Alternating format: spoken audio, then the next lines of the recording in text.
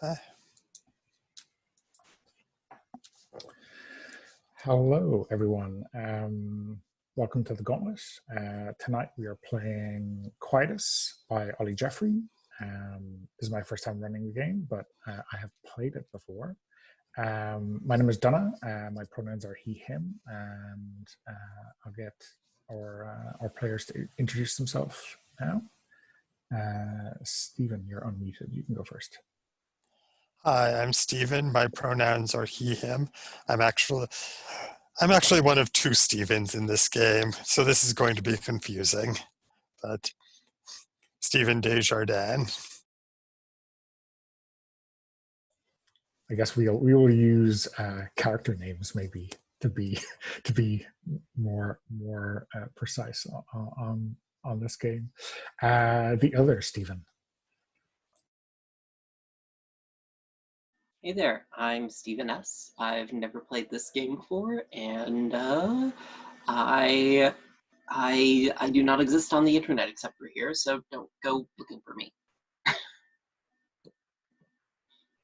Okay, so at the start we're gonna do some work to create the specific situation of our characters and exactly who they are. So let's start with Stephen S. Do you have a character name for yourself yet? I mean, I'm still working out like where I guess because it sort of impacts where we are, kind of impacts what the character name. I mean, it's a kind of a minor thing. But... Sure. Yeah, we can come back around to that. We just make it easier to call on character names first. But you can just call it my character's name is Michael until I decide otherwise. Okay. Cool. Okay. So I guess we are, or you are, somewhere isolated. Where exactly is that? I can tell me a little bit about it.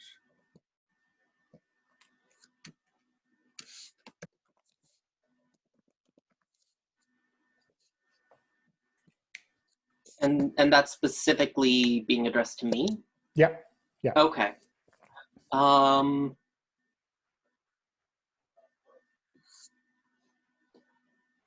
Sure.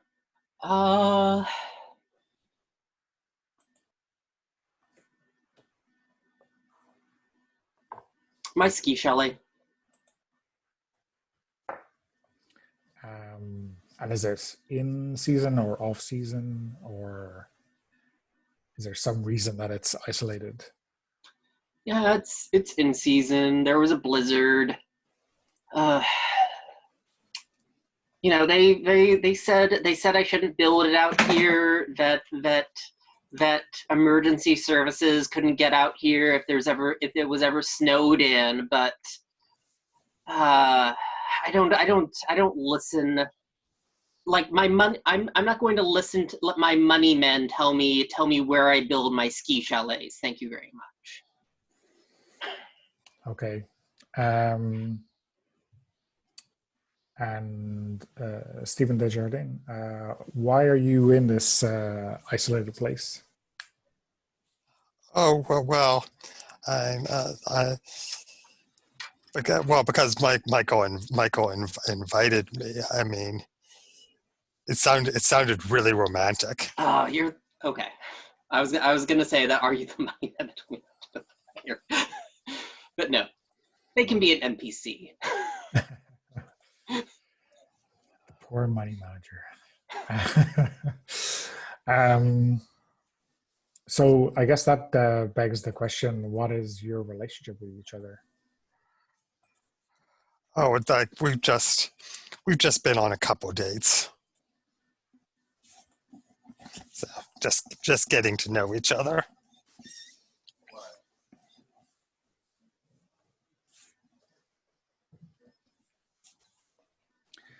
And yeah, I think is there some reason that this place or this area would bring back painful memories for Michael?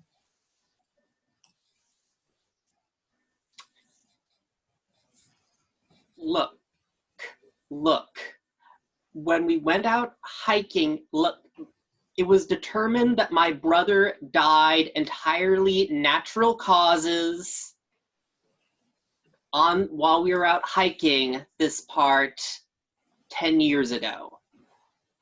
Nothing has ever been proven against me, and the case was dismissed by the court.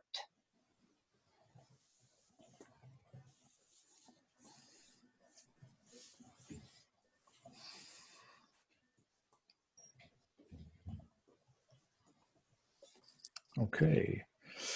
Do you want to, is there anything else I think we need to add to this? I mean, is it, I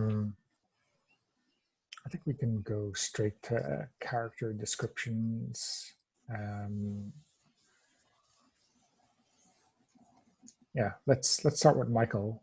Can you describe Michael, generally speaking? He's a tech CEO.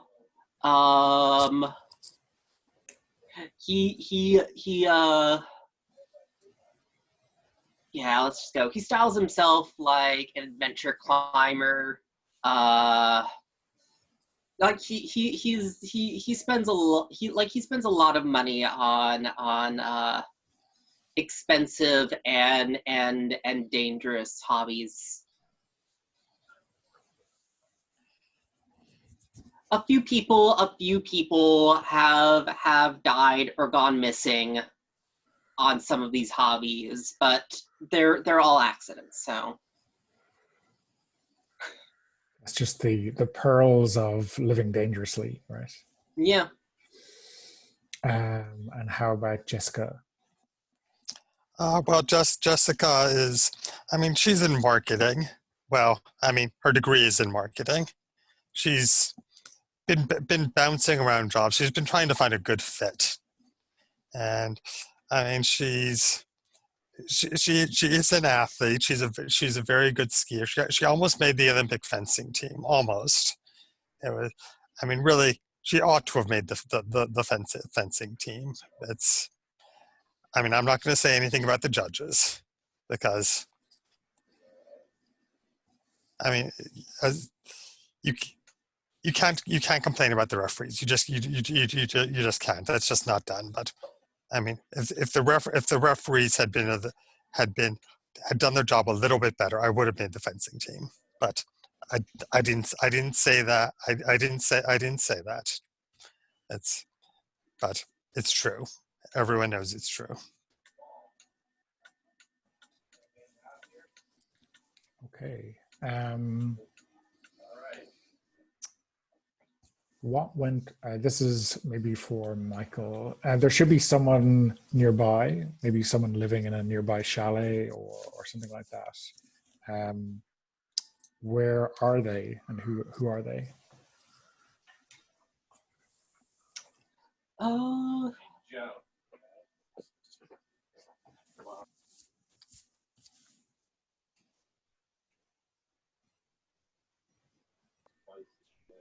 Let me think. I think probably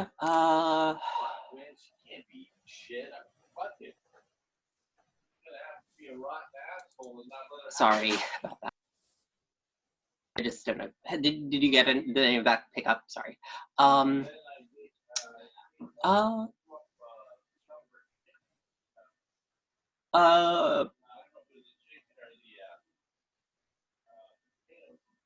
Yeah, I think it is probably I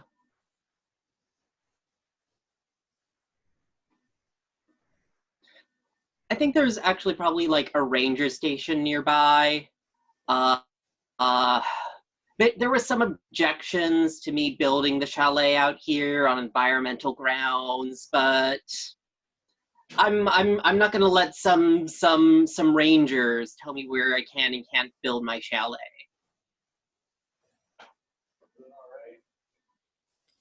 But are they not on duty, or are they out doing saving people who, or trying to guide people away from the blizzard, that kind of stuff? They're just not in the ranger station during this blizzard.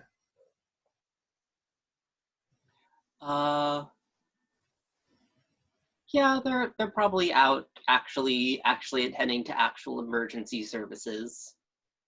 Okay. And Jessica, something went wrong yesterday. What was it?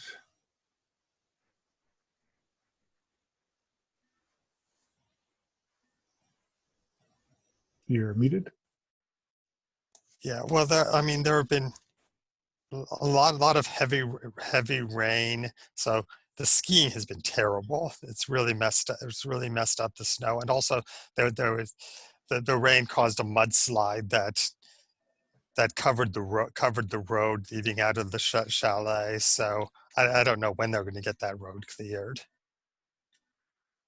I mean, Michael's Porsche, there's no ways his Porsche is going to be able to get through that. I told him you need four-wheel drive when you're in the mountains, but. Okay. And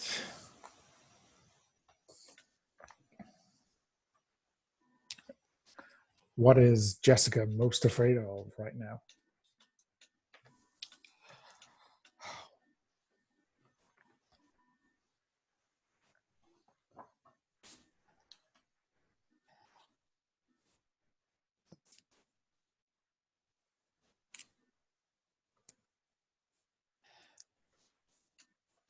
I think what I'm most afraid of is that if there's a really bad blizzard, then we could be stuck here for a couple of weeks easily. I mean, if there's a really bad blizzard before they get the road cleared. And what about Michael? What is he afraid of right now?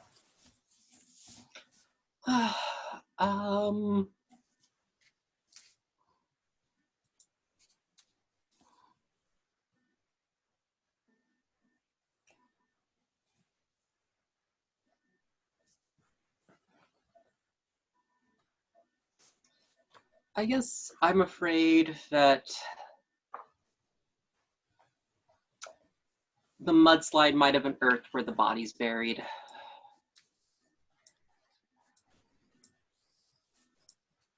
So your brother was never recovered? Is that what we? Yeah. Yeah. Okay.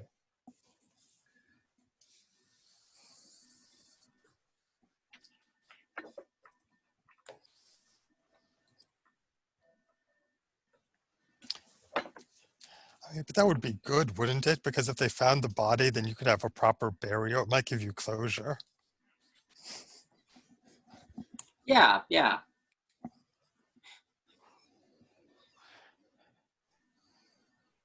Okay. So,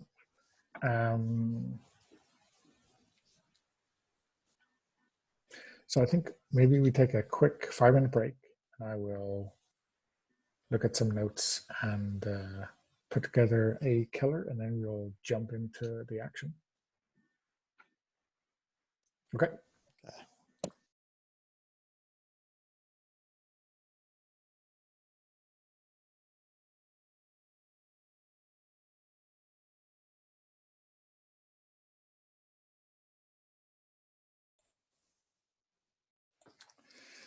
Okay, so let's get into it. I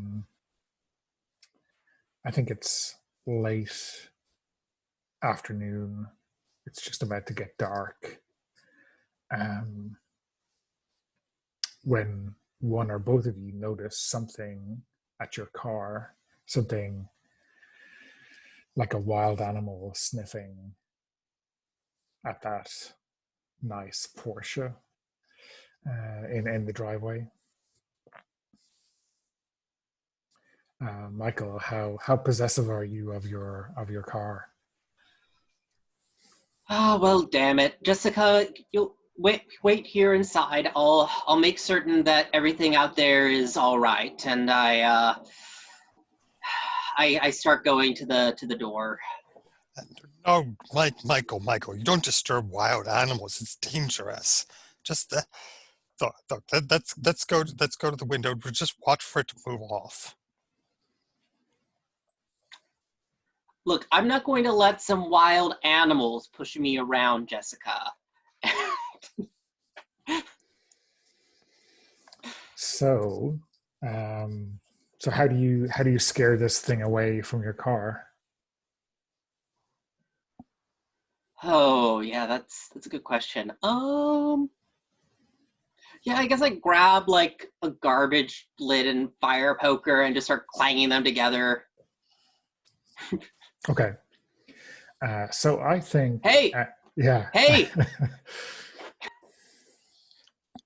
I think we should roll for this, but it's simply uneasy, right? Because you just opened the front door to what looks like a wild animal. What could possibly go wrong? But it's, you're not in any immediate danger. So let's make this an uneasy roll.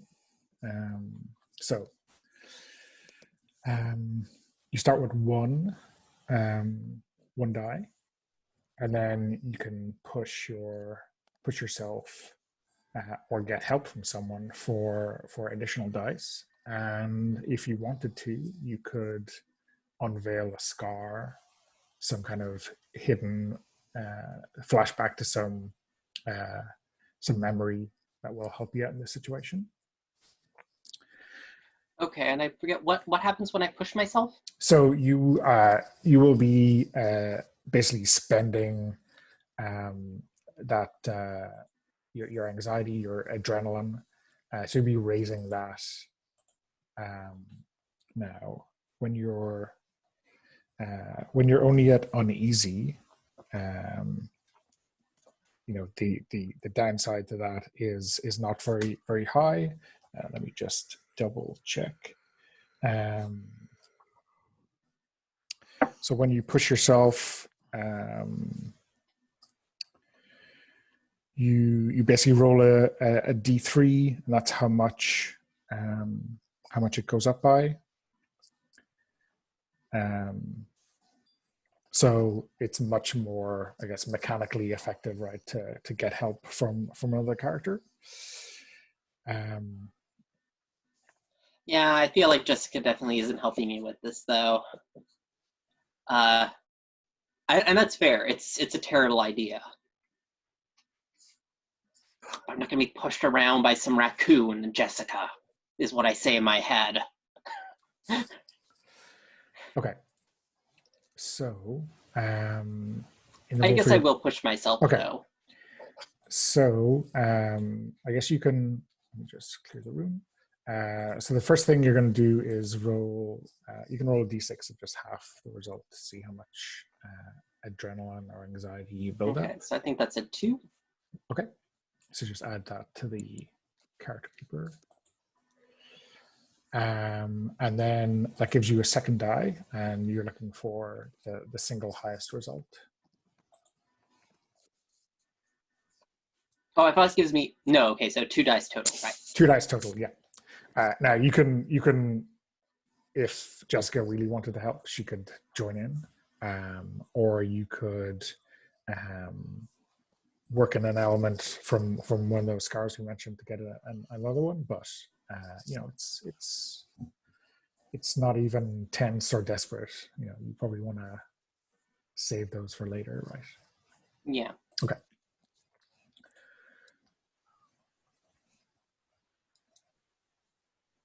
And that's a 5.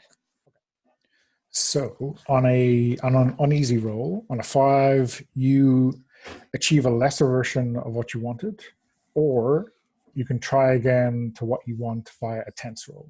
Okay. So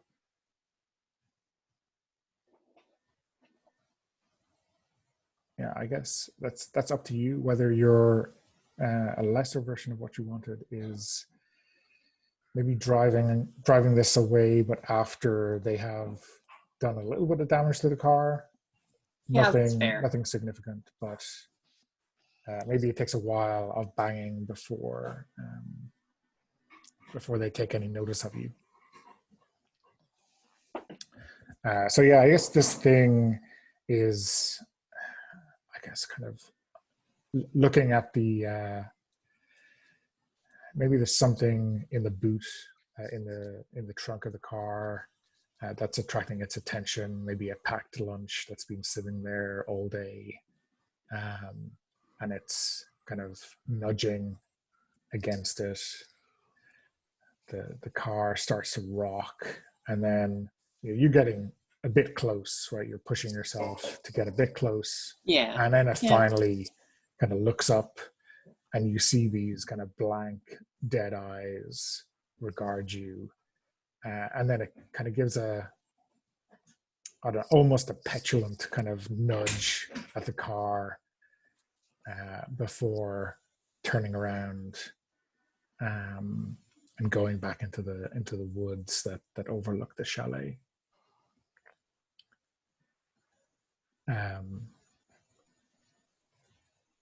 From Jessica's vantage point, where are you overlooking all of this?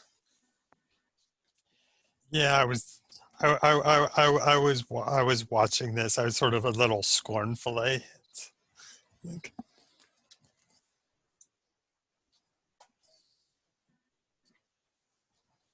I mean, that thing, I don't know. It isn't.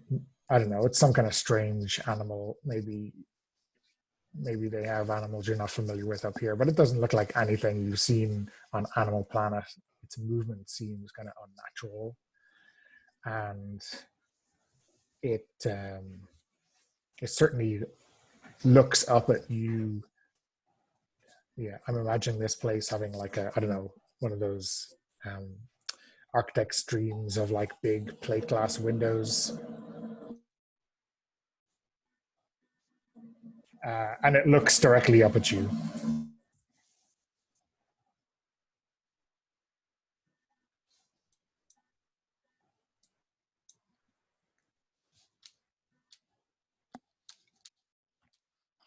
That was directed to Jessica, wasn't it? Yeah, to Okay, Jessica. I was just checking that you were not waiting. And it's like, right, and I think Jessica, I mean, she's going to. I mean, I think she's going to go and find some binoculars and try to get a better look at it.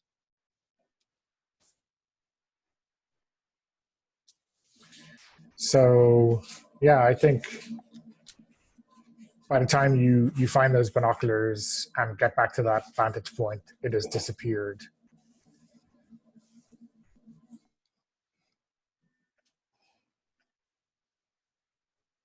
And that's when you hear some knocking on the back door. So not the door Michael went out by, but the other door. Yeah. Okay. So I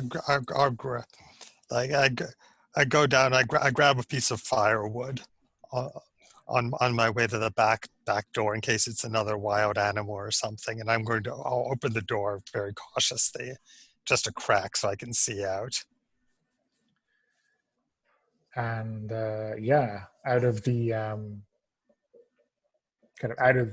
darkness, it's like the whatever security light is on the back door barely has time to react, and the halogen light comes on, and there's this beast, the same beast, right in front of you, grabbing at the door that you've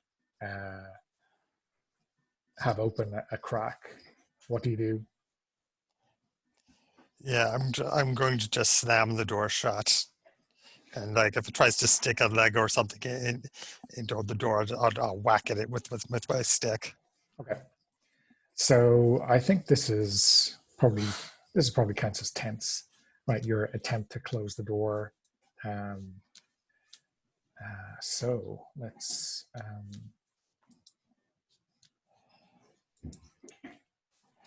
Right. So if I push if I add 1 to my adrenaline, that's 2 dice. So on a tense roll, you're adding D6, right? I think I have that right.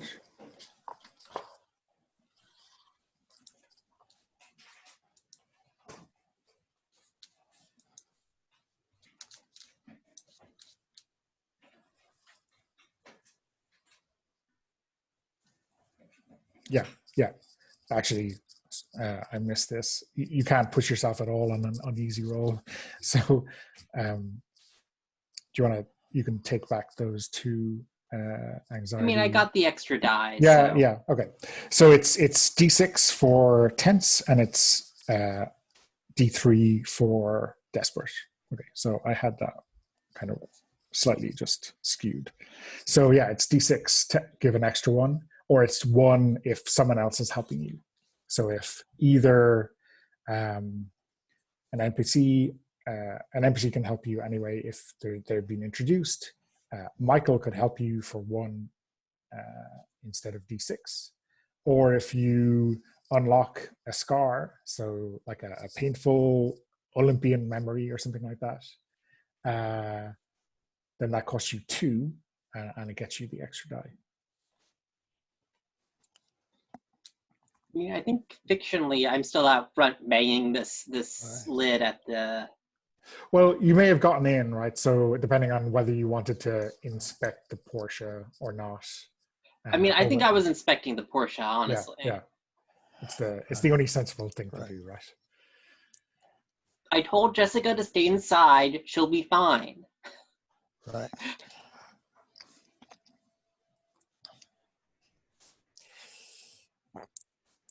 Yeah, I mean, I think this is the I mean, this reminds me of just like when I was 3 and this dog was chasing me.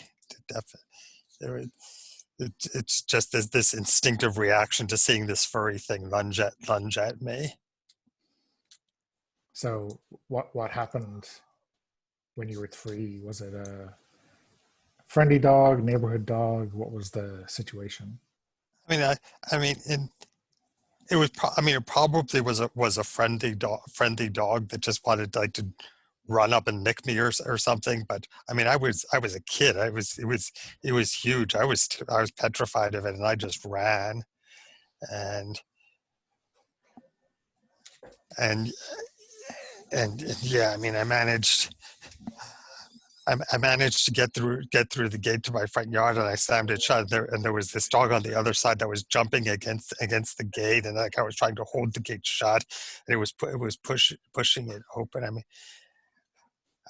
I mean, and then the woman who was walking the dog got got got control of it, I guess. I mean, but it was scary. I've been afraid of dogs ever since. Okay. So there's your second die. So roll those 2.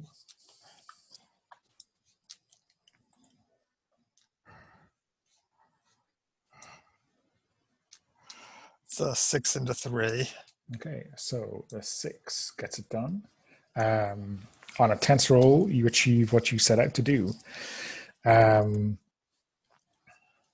So yeah, I think there's, you snap that door shut before it can grab it, and it kind of slams into the glass, almost making you fear that it will break, but instead it kind of takes an angry swipe at that security lamp that's blaring down on it and shatters it with one swipe and retreats into the darkness.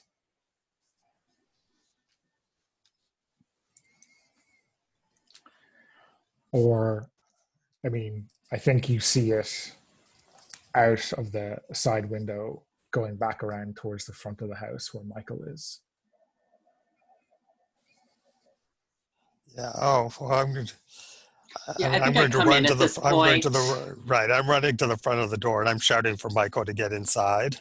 and as I'm like coming in, I'm like, "The little bastard scratched up the car." I was like, "Oh, what's wrong, Jessica? It's the thing's gone. I Everything. scared it off."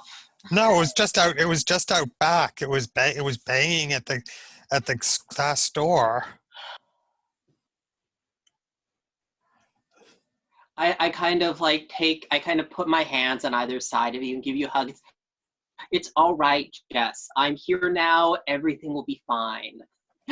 It's not all right. My God, like I push you. This is not what I signed up for. This was supposed to be a fun romantic weekend. Now we're. I mean, you Look, it can still be fun. We have plenty of supplies to last. I made certain of that. no. I mean, the first thing in the morning, I am climbing down to the village, and I don't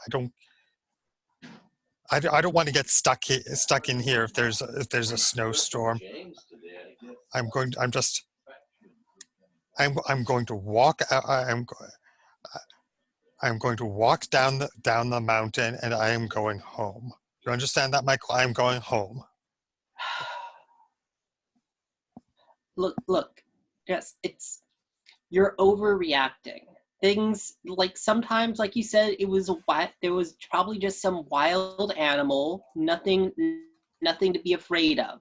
Just sleep on it, and I'm sure once we've all calmed down, things will appear a lot less. We'll all be a lot less excited tomorrow morning.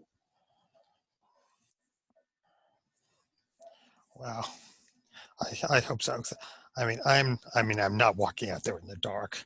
That I don't know what that animal was, but it creeps me out. It was probably a raccoon or something. That was not a raccoon. I mean, unless the raccoons out here are just gigantic. I mean, I don't know what kind of crazy wildlife you've got up here, but that was not like a city raccoon. That was like a monster. So back at the front door, I'm not sure whether you noticed the. Oh, I'm back. I'm back. Oh. Okay. Back at the front door, you might not notice the security light come on with its proximity sensor, but you definitely hear the door handle being tested. Oh, you're muted. There's something at the raccoons. They've got hands, don't they? They can open. Can they open doors? Michael, did you lock the door?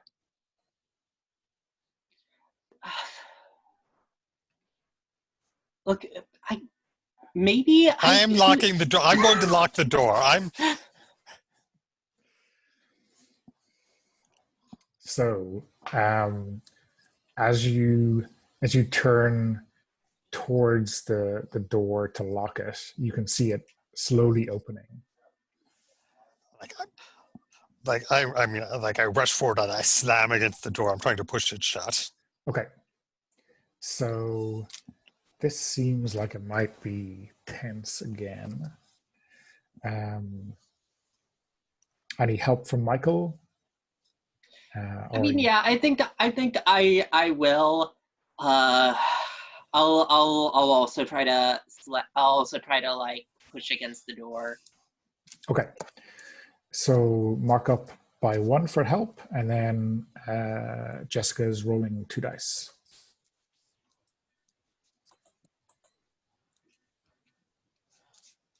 Four. Okay, so so you achieve a lesser version of what you were attempting, suffer a consequence, and I take a point of dread. You can stop there, or you can push on with a desperate roll if it makes sense in the fiction. So I think you slam into the door, and every time, I guess when you take the time to try to lock the door, the kind of decrease in the pressure allows it to push again. So it's kind of stuck in a little bit of a stalemate. And I think you probably badly bruised your shoulder or something like that from the force of that initial impact.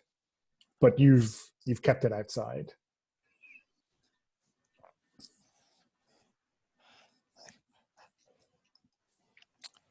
Michael, this is not a raccoon. I don't know what this is, but this is not a raccoon. Okay. I see what you're saying. And I kind of like you take see a, what I'm saying? You see what I'm saying? Look, this place, I paid a lot for the security on it. If we just stay inside, we should be fine. We'll go around, make certain all the doors are locked, and once we get... Well, help me with this. This door isn't locked. You help me get the lock, Michael. Okay, I'm getting the lock. So yeah, this thing is, it's like it senses that you've got the key or however you're going to lock it, right? Whether it's a security latch or something, and it pushes even harder. I think the key kind of gets jarred out of your hand and hits the ground just beyond reach. You might have to scramble across the floor to grab it to get back to lock the door. I think let's call that a desperate action. Okay. Yeah.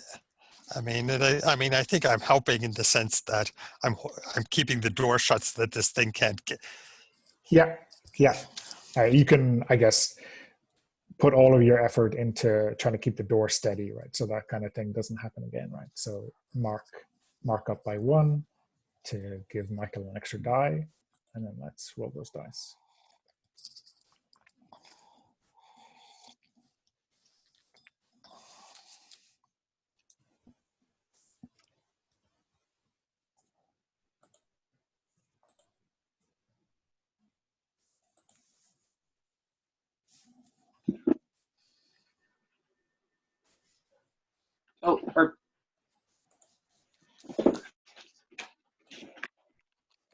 Okay, people can see me again? Yeah, Okay. we can see you fine.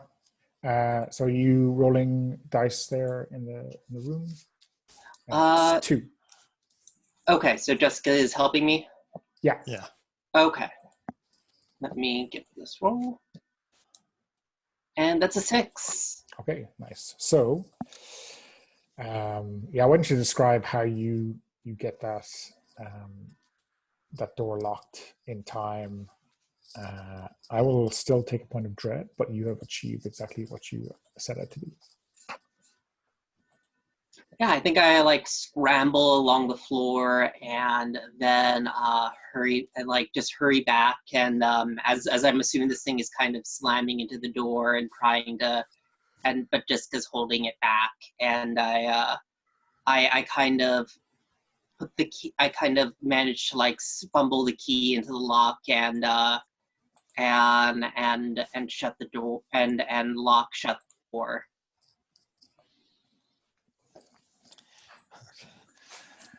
Yeah, and I take a moment. I'm sort of trembling a little bit with adrenaline and okay. But how many other doors are there?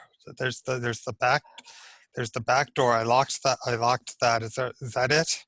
The windows? I mean, there's also most of the windows are automatic, but there is the upstairs balcony, but that's up on the second story. Oh, like wild animals can't climb, Michael. I don't appreciate the tone, Jessica. Well, I don't appreciate your idea of a romantic weekend with wild animals trying to kill us.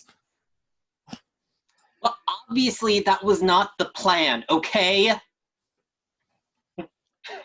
So, Michael, what's up on that balcony, or what's the thing that would be climbed up to that balcony that would make a very noticeable sound?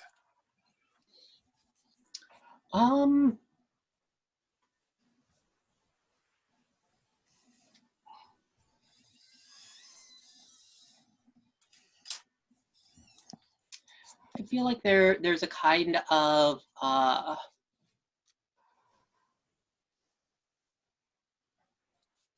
I'm just trying to think of something specifically a noticeable sound.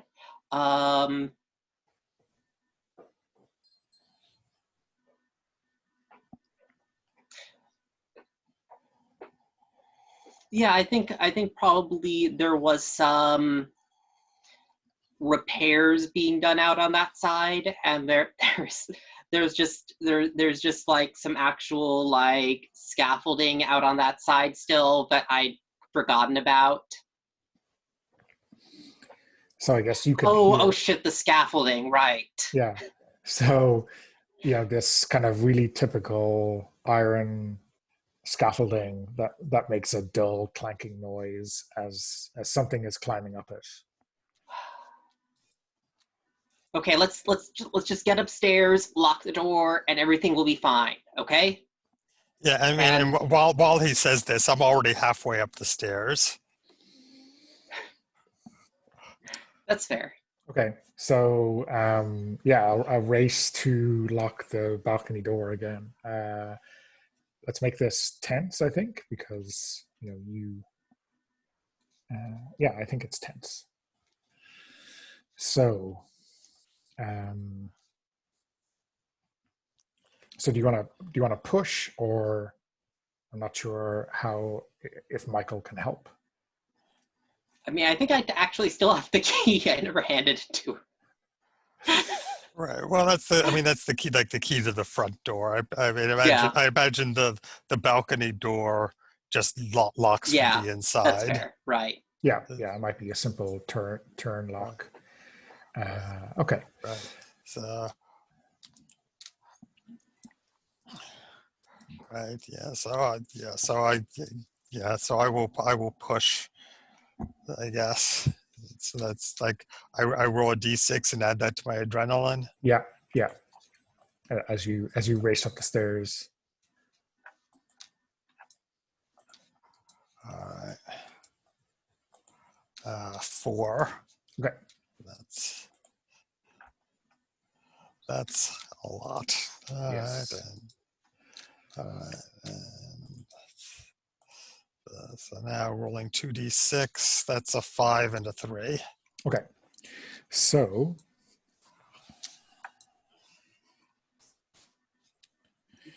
a lesser version of what you're attempting. So I think maybe you might have to lock the bedroom door, right? So you get to the bedroom door to see this thing clambering in the balcony door already. So you have to, or about to come in the balcony door. Right. So you could lock the bedroom door. Yeah. Right. Yeah. I shriek and I run back out of the bedroom and slam the door shut. Unfortunately, and it's like, there's a big piece of furniture in the hallway, like a wardrobe where there are some towels and things in it.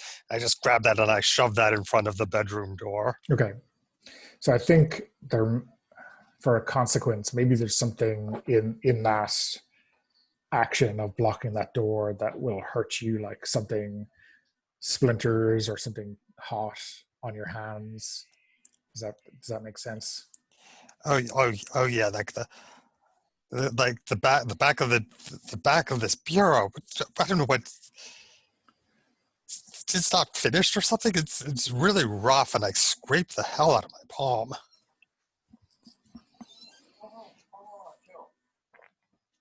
And I think in the kind of moment where you're looking out before you close the door and blockade it, you see the look in this thing's eye, and it's obviously hunting you, right? It's not just a wild animal sniffing around for food, it's hunting you.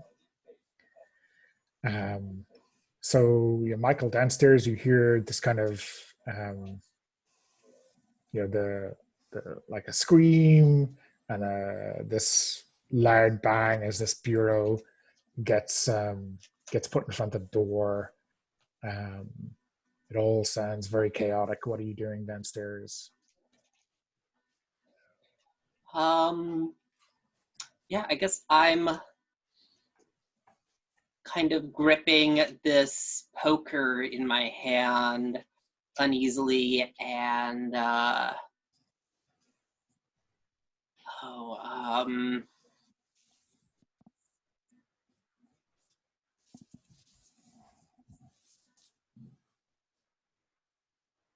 yeah, I guess Jessica, I'm heading to the panic room. There's like the security monitors and everything are in there, okay?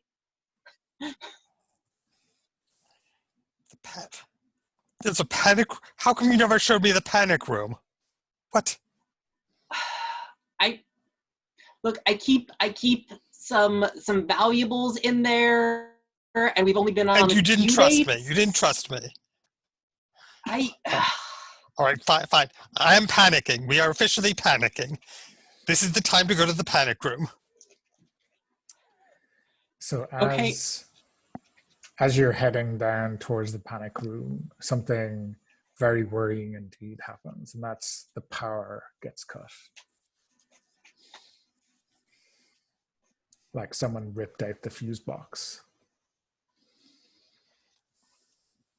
Okay, there's a generator in the panic room, right? There's power there. It's not like some sort of electronic lock that we aren't going to be able to. Look, I'm sure the generator is working fine, okay? He says completely unironically. I need a flashlight. Where's the flashlight? I mean, it's up in the bedroom. But why would you keep the flashlight up at the? Fine. Where I'll find my way else in the would I dark. keep it, Jessica? Most people in a building, like in a cabin in the woods, would have more than one flashlight. Michael, Well, you most own a people Porsche, are but you idiots, only Jessica. afford one flashlight.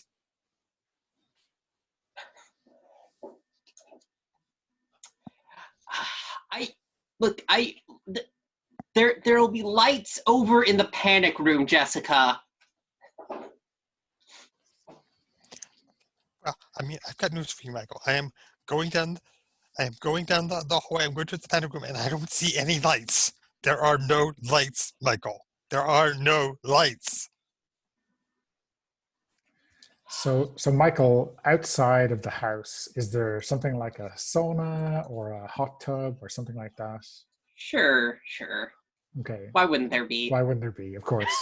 So I'm a douchey rich white guy. I mean, I was floating an idea there, but it seems to have found purchase. So the lid for the hot tub or whatever it is, this nice stained wood monstrosity comes straight through the back window. Shatters that plate glass like it was nothing. This thundering sound that just fills the house.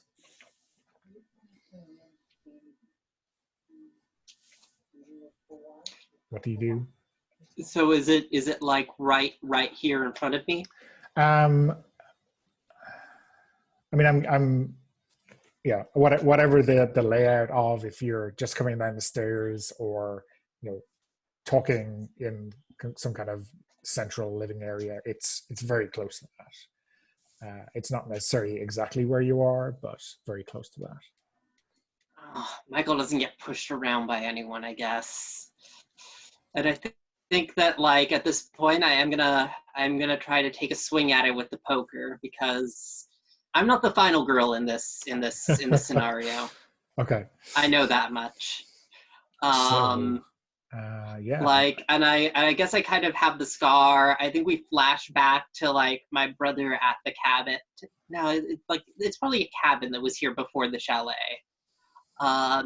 And like we're talking about like the business and about like, I own 55% of the business, Michael. I make the decisions here. And then, like, as he like goes down to his pack, we see me picking up the poker and then slamming him over the head with it. And so I'm taking the 2 adrenaline and yep.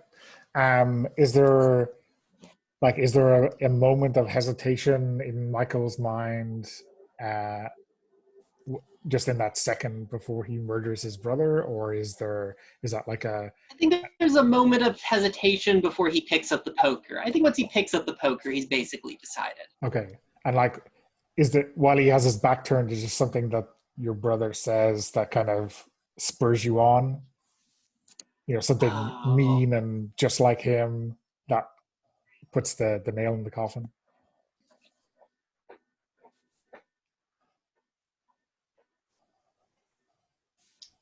I mean, I think it's like the whole like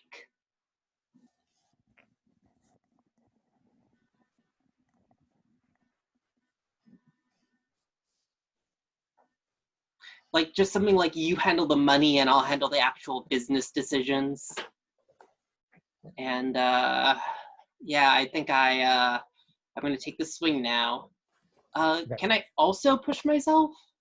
You can also push yourself, yeah. Okay. So first off, 2 adrenaline for that, right? Yeah, and D3, or so D6 halved for pushing yourself. Oh, is this not desperate? Yes, it is, and it's D6 for tense and D3 for desperate. Oh, okay. Yeah. D3. Okay. I thought I heard earlier you said it was D4. I hope I didn't, but it's D3. Okay.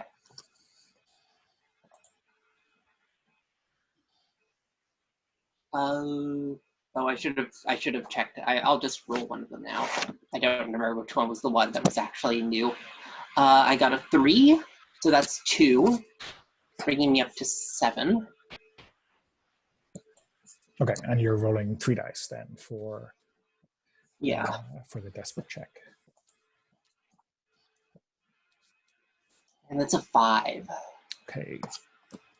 So you achieve what you set out to do, but I take 2 points of dread.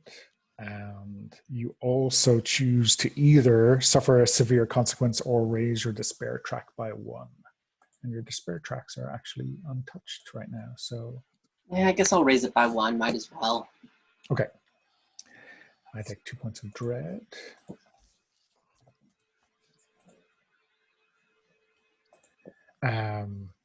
Yeah, so I think your speed, or at least your kind of cold-bloodedness, catches this thing by surprise, and the poker kind of lands a solid blow on this thing's skull, and it lashes out with a roar, but retreats.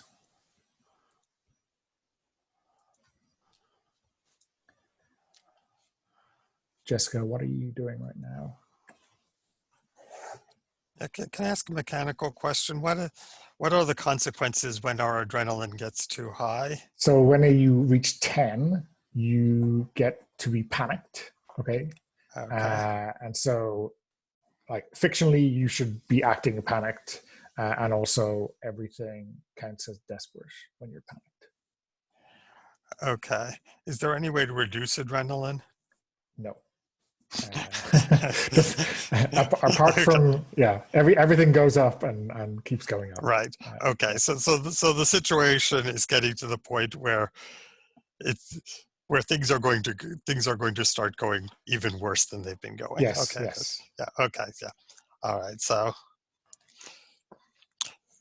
yeah. So when this thing, so when Michael manages to drive this thing off, it's like I grab him and I start pulling him towards the panic room. Yeah. This is getting scary.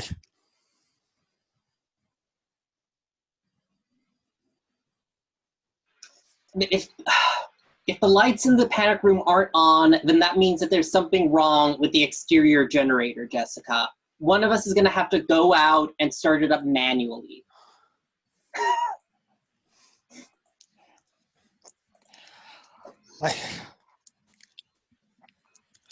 Actually, no, that actually doesn't make sense. Why would you put the panic room generator externally? Yeah, that makes sense. Yeah.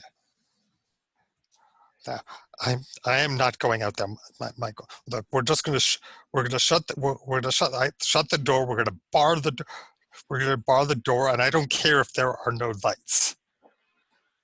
We're just going to wait until morning, and hope that these things go away.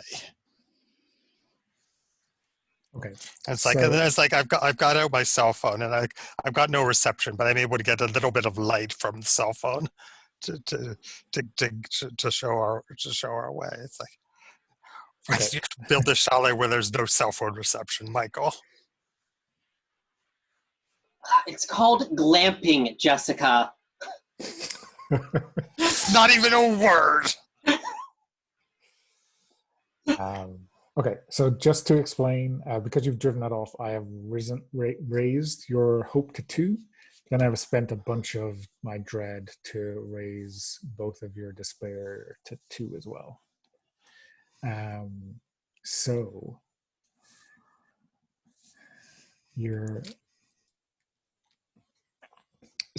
in terms of the panic room, right? I presume that it can be opened, right? Without power on the mains in the house. Okay. Is it ready, or is it ill-equipped to put you through kind of any lengthy stay? I mean, I feel like it's probably, well, because of course we can't just sit around in here indefinitely.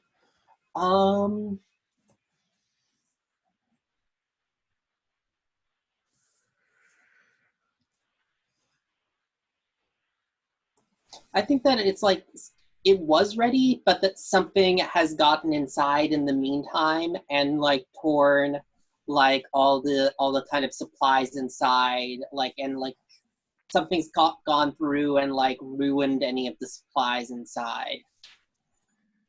Rats have eaten a combination of electrical cables and the food, maybe. Yeah. Or was it a person? So I think it seems obvious to Jessica that this is, not really a fit for purpose panic room. How do you react to this?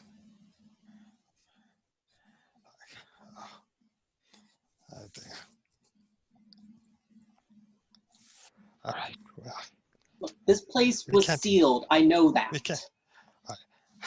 We can't stay here. We're going to have to head down the mountain. I mean, there's a little bit of a moon. We can see where we're just going to have to outrun these things. No, I get you.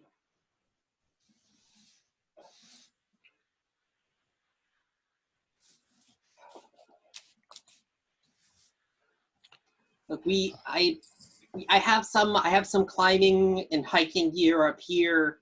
We can if we set out now, whatever it was I scared away should hopefully keep its distance, at least for now.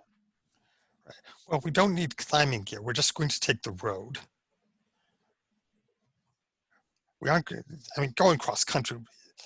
That's not going to help us. We need to stick to the road.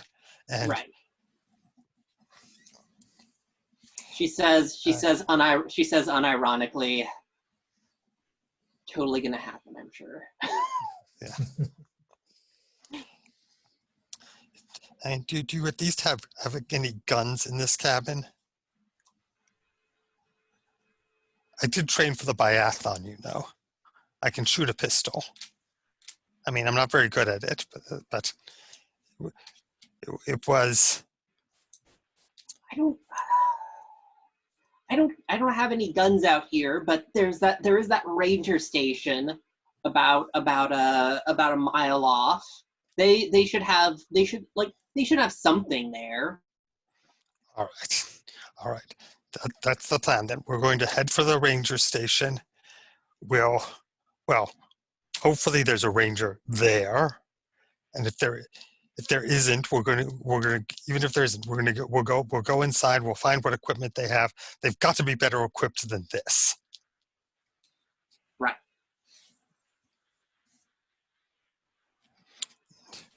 And yeah, and then I'm going to take the poker from him, and it's like I'm holding it like a sword. I can handle this better than you can. Hey, I fought it off. You did. You did. You let it get away, and it's like I do this lunge, demonstrating how I could have stabbed this thing through the heart. Well, let it get away like we're some sort of fucking cops. As I kind of mumble as we continue on. So Yeah, and I gave him the stick of firewood. Are you dressing up for the weather, or is this? I'm not sure you're completely that panicked yet to head out into the snowy night. Do we want to go back into the bedroom? I mean, I'm just grabbing my winter coat, and I'm already wearing sensible shoes, so. Yeah, I guess I'm just grabbing my coat as well. Okay. How do you guys feel about a 5-minute break? And then we'll go out into the great outdoors. All right. Okay. See you in 5. So, why don't you describe yourselves heading out into the, I guess, the blizzard that's just starting to blow in. Michael first.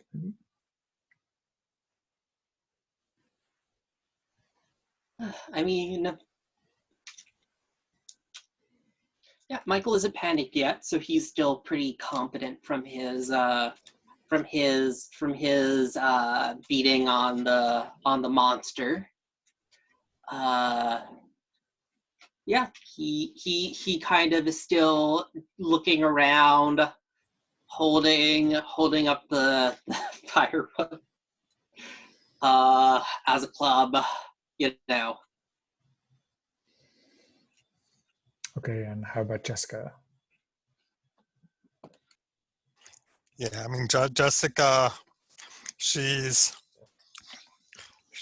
found a flashlight. She's got this very sensible winter coat on. She's got the poker, and yeah, she's got a hat, and she's ready to go.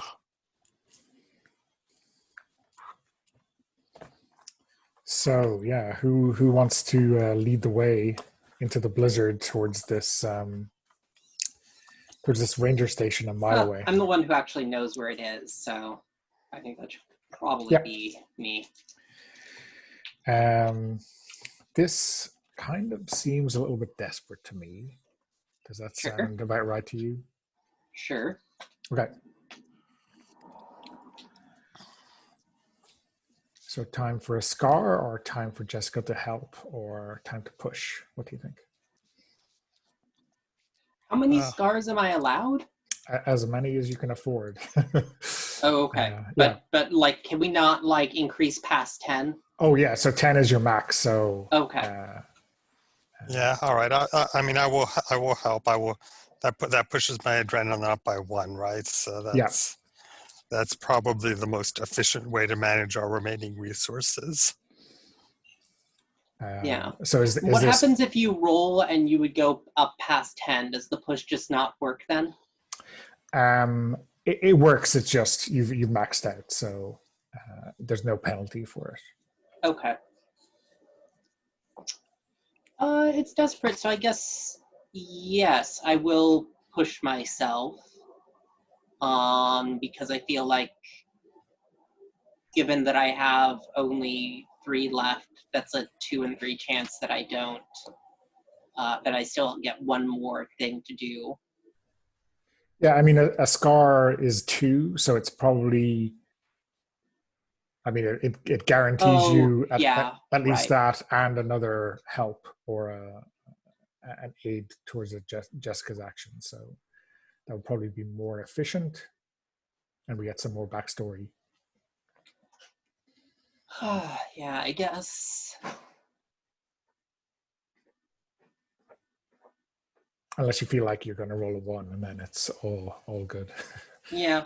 No, I guess sure. We'll kind of flash back to seeing me like dragging like this body wrapped up in garbage bags out into the woods, and kind of going through the process of like hiding it away, of like digging up a burial site and burying it. So is this more about Michael's tenacity, or like he knows these woods from his childhood? Like the latter, I think. Okay.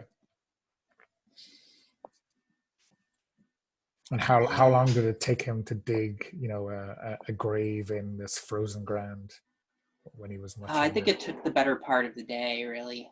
Okay. I think it was well into night that I finally finished. So much so, but I perhaps don't notice we're walking through that exact same spot again. But yeah, so that's 3 dice. And that is 4.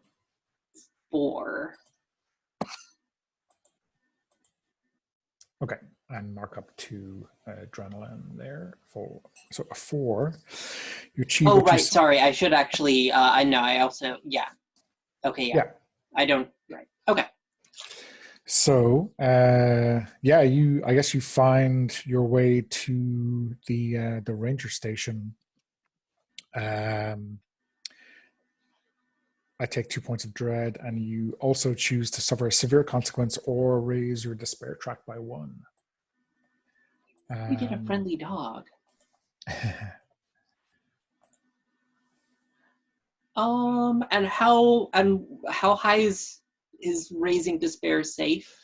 Well, when it gets to 5, and only when it gets to 5, you can be killed. Okay. So it's not without consequence. But I have 4 dread now, so I'm probably going to be raising your despair. Yeah, I might as well raise my despair.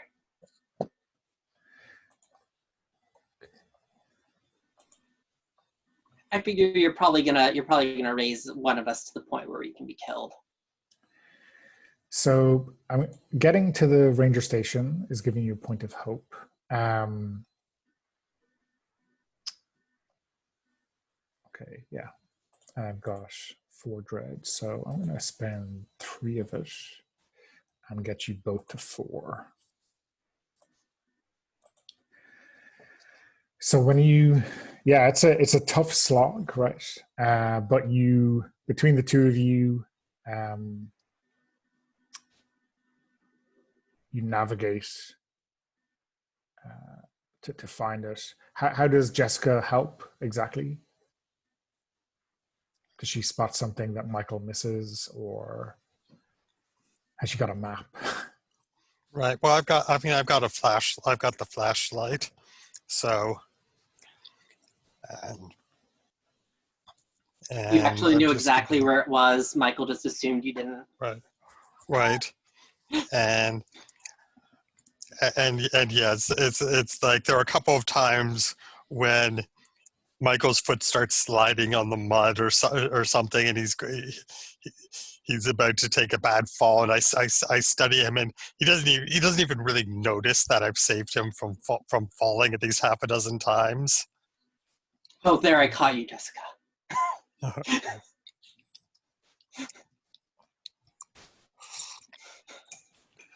So, I mean, I think the ranger station is, there's no one in it, but it's not abandoned. It's not like shut down for the season or anything like that. It's obviously still in relatively good condition.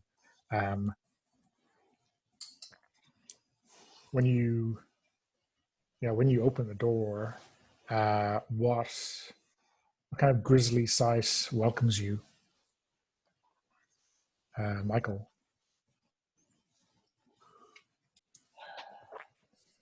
I think there's a ranger that we come upon the body of a ranger there. But I think that what disturbs Michael is that it doesn't look like it was mauled by the animal. It looks like someone bashed in the back of his head with a fire poker. Okay. How does Jessica react to this fresh murder scene?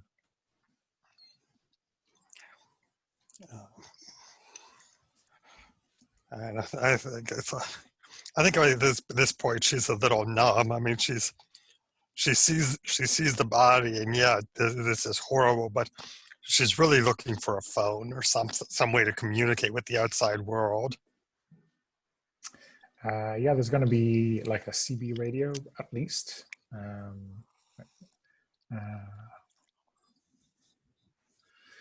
Maybe there'll be a phone line in an office out back or something. It might take a while to find it.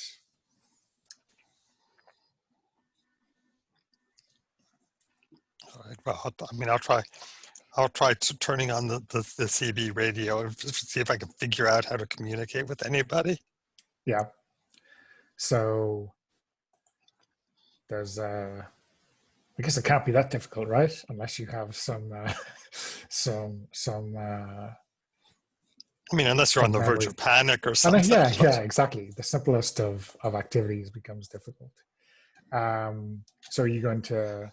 Is there are you going to trust on your single die or uncover some memory of Jessica's?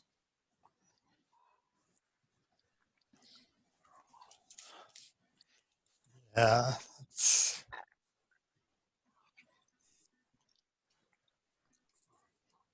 Right. I'm trying to think what. Yeah, I have this memory of this one time, like when I was a teenager, and some guy got too handsy and like he drove off without me. We were out necking in the woods, and I had to walk back through the woods by myself, and yeah, and I have this memory of when I find there was I finally heard there was a police car. Actually, I'm looking for my parents actually called the police, and I heard the radio on the police car before I actually heard the police. Okay, so yeah, you pick it up, and it's not that difficult. But I guess you are panicking now. So let's see the roll and see how it goes. You got 2 dice. And the higher one is a 5. Okay, so a lesser version of what they were attempting, suffer consequence, and the GM takes a point of dread. So I think you're broadcasting, right? But maybe you forget to take your finger off the button to receive. So if anyone's hearing you, which I'm sure they are, they're not able to communicate with you at all. Why aren't they answering, Michael? Shouldn't somebody be answering? Do you think they heard us?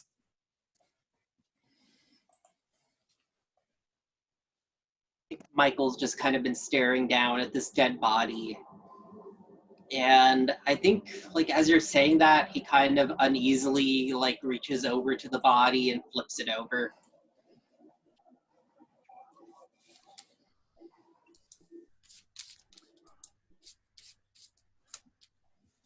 and whoever it is obviously not dead. They grab Michael by the throat. What do you Start do? whacking him with my firewood. Okay, let's make that a desperate roll. Yeah, and it would absolutely help if I weren't at 10 adrenaline already.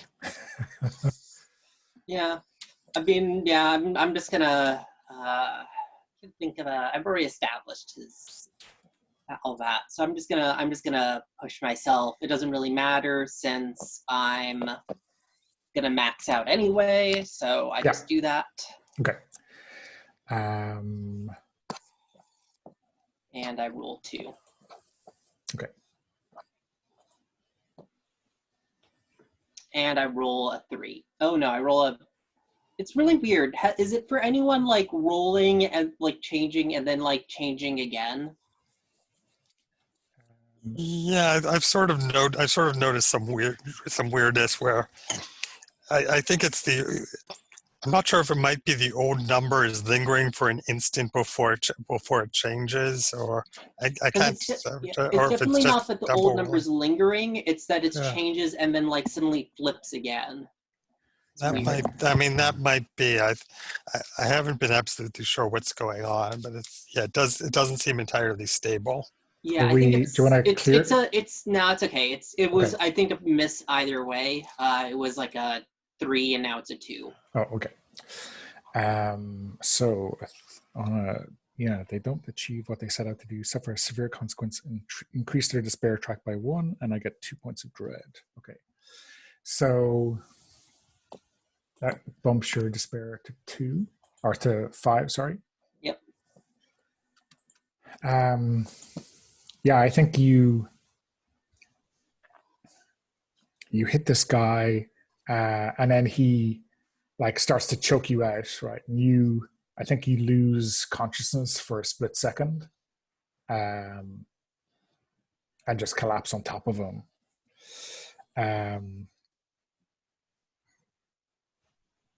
What does Jessica do when she sees this?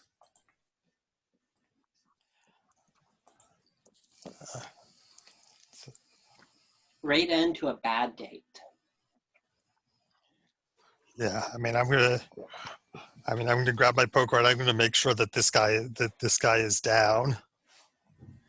Okay, so yeah, I think I don't think this is desperate for you because he's kind of pinned by Michael's unconscious body, or momentarily unconscious body. So this is, I think, just tense. Plus, you have a poker, so one die to start with. Yeah, That's a 5. Okay. So yeah, you I think you smash his skull in, and blood splatters your face. I'm gonna bring your despair up to 5. And I think in your panic, you might also hit Michael in the back. And that poker, definitely does some damage to him as he regains consciousness. His shoulder is kind of,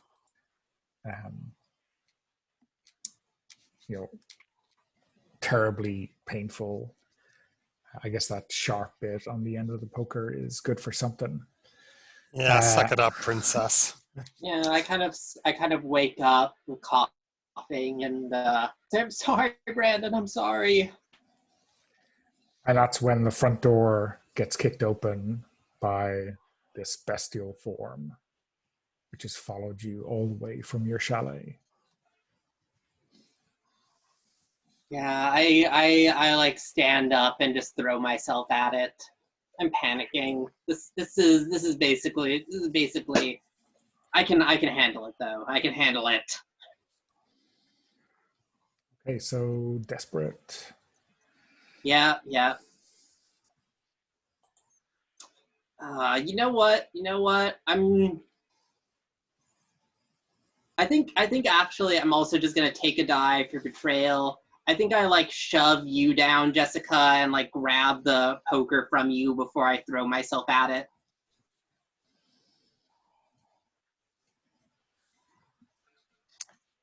Bastard. I mean, I'm panicking, and I'm pretty certain this monster's Brandon come back to kill me. So I'm gonna have to take him out. That's my thought process in my crazed state right now. Okay. Let's see. And that's see a 4. It's 4. Okay. So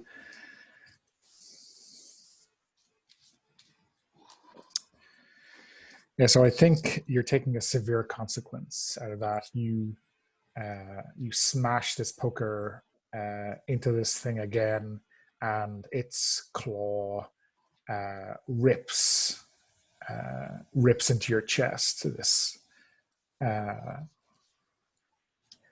steel. It's not a real claw. It's like a steel weapon that hurts almost the same as this. As the poker might be made from the same kind of material as the poker you used to kill your brother, and it tears open your chest. Yep. Okay, I'm going to grab the CB radio and smash it down on this thing's head. I'm just screaming about like, I killed you then, Brandon, and I'll kill you now. Which is helpfully, I don't know, transmitted over the CB radio before Jessica brains this thing with it. Okay, so it's definitely wounded, right? This Michael shoves the poker into it, and it's struggling on its knees towards Jessica as you bring down the CB set on its head. Let's see a roll for that. 3. Ouch. Okay, so I think the CB radio doesn't even actually know. I think the CB radio is going to make a big splash, but the cord is still attached to it, so it just gets pulled out of your hand as you bring it down, and then that same claw that took out Michael smashes into Jessica's head, and she collapses, dying onto the floor as well.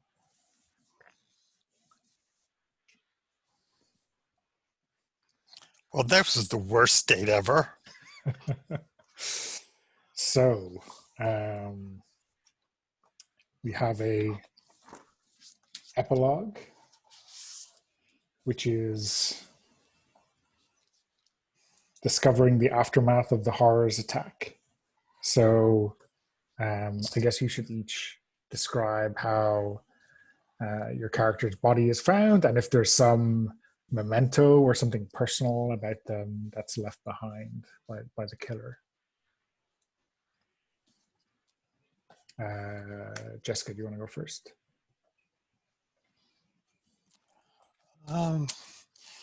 Yeah, I guess.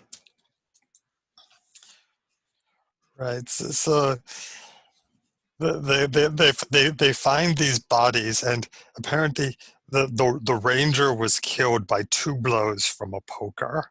And I mean, they've got my fingerprints on the poker, and there are blood spatters on my face. They're able to type that to the ranger's blood. They can tell that I hit him from very close range. They aren't sure what's going on, but they're pretty sure I was the killer. And what do Jessica's neighbors or roommate say about her afterwards? They're all shocked. It's like, she was such a pleasant girl, a little strange, I guess, but I never would have expected such a thing of her. And Michael? Yeah, they find Michael kind of eviscerated by some wild beast.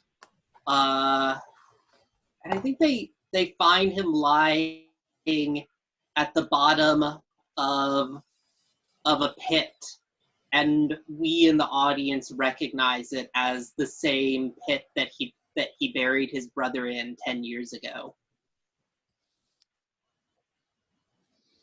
And what's the first and the line in the poker is obit? lying beside him. Okay, yeah.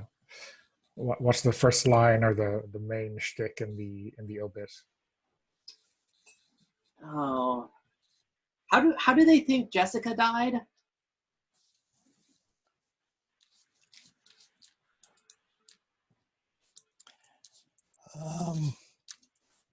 I mean, it looks like she was disemboweled by some wild animal, but like by the time they found the body, there was the so much of the body had been eaten by wild animals that it was really hard to determine the exact cause of death. Yeah, I think it's like tech millionaire killed in double murder by girlfriend. Because it's the poker that you held that's lying beside him.